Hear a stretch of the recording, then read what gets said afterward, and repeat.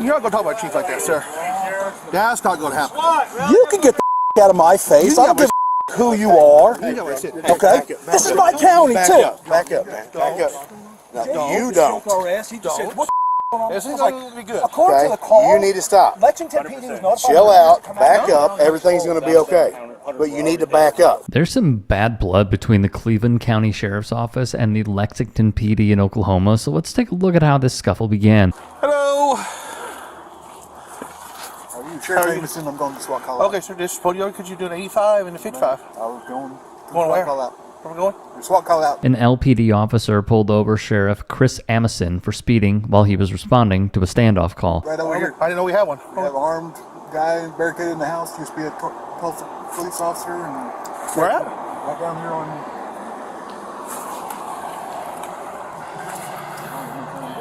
Here in Lexington? Yeah. We have an armed person we don't know about. Okay, I'll call our chief and let him know. 301 next.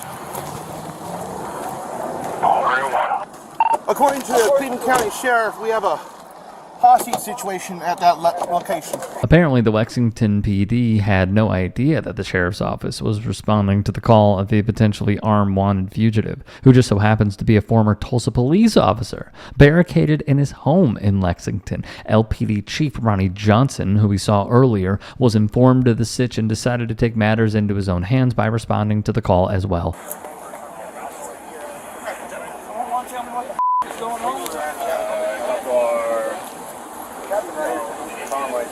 Where's Captain Tom?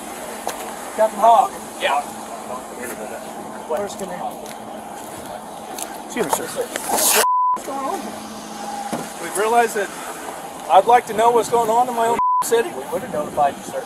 We would have? Yeah. Well, hold on. I've been at the city. I've been down there at the PD all day. According to the call, it says Lexington was notified. They refused to respond according to our call. Sit down here, guys. Okay, I don't know who the said that.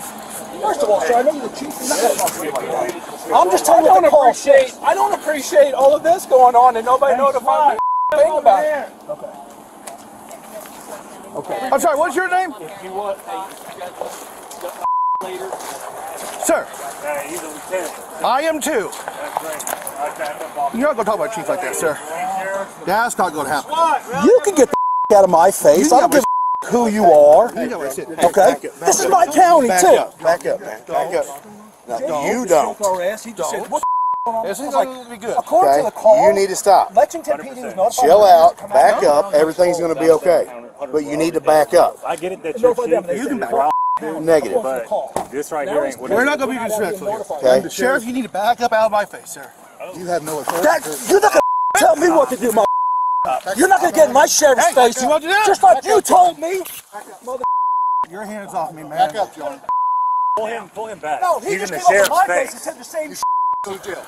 Stop. He's getting ready to go to jail. Stop. Sheriff Amison then threatens to arrest the officer who pulled him over minutes prior for putting his hands on Lieutenant Szymanski. This is our operation for St. Mark County. Understand? Oh, yeah.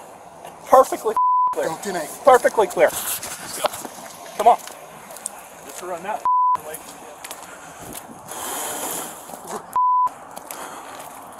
I want that lieutenant's name. Put his hands on me. Good thing that was recorded.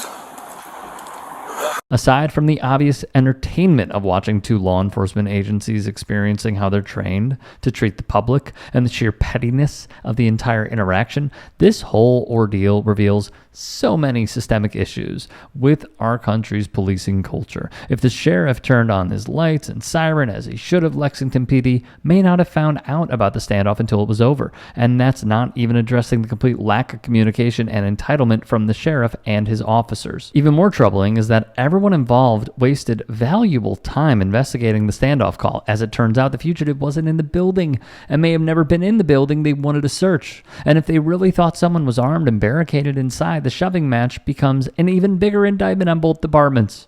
But there's still more to the story.